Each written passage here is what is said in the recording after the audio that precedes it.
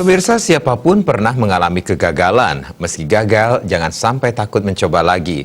Pelajaran inilah yang dipetik seorang pekerja swasta asal Desa Sanggulan, Kecamatan Kediri, Kabupaten Tabanan saat bertani bunga gumitir. Bisa di YouTube ada.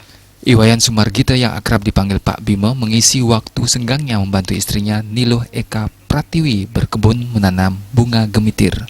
Ayah dua anak ini selepas bekerja sebagai tenaga keamanan di salah satu perusahaan swasta di kota Tabanan, memanfaatkan lahan sawah mengering akibat program LC di Subak Sanggulan, Kecamatan Kediri, Tabanan.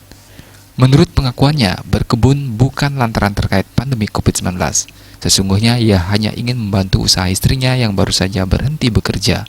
Sebelumnya ia sudah pernah mencoba bertanam gumitir di tempat lain namun gagal. Kegagalan tersebut disebabkan lahan sawah yang terlalu basah. Namun ia tidak pernah putus asa dan mencoba lagi di tempat baru yang kini sudah menuai hasil. Hasil panen perdananya tersebut digunakan untuk keperluan sehari-hari, terutama menjelang hari raya. Sisanya baru dijual untuk menambah pemasukan rumah tangga. Pasti kalau memang nanti ada hasil atau gimana, dia kan baru mencoba. Nanti kalau memang bagus hasilnya, mungkin yang tetap akan dilakukan. Bagaimana mungkin yang sarang yang sudah berpengalaman di bidang berkebun niki di pertanian niki, mungkin yang gimana ya, minta solusi informasi kan perlu nih Pak.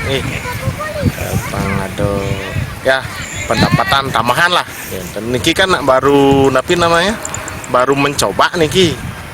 Kalau memang nantinya ada hasil yang memuaskan, bisalah untuk kebutuhan sehari-hari, makan sehari-hari, pasti yang akan geluti niki.